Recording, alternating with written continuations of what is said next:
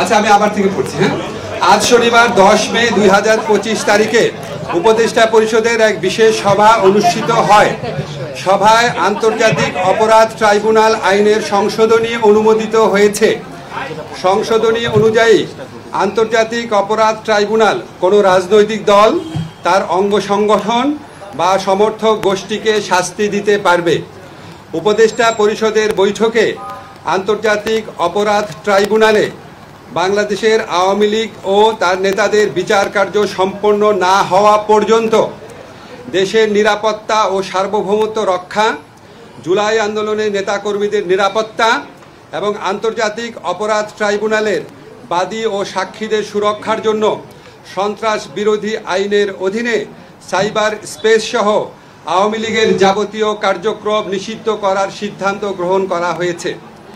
এই বিষয়ে প্রয়োজনীয় পরিপত্র পরবর্তী কর্মদিবসে জারি করা হবে।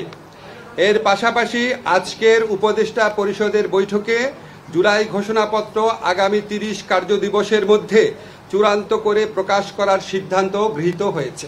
ধন্যবাদ। আসিফ ভাই, এটা আমাকে দাও।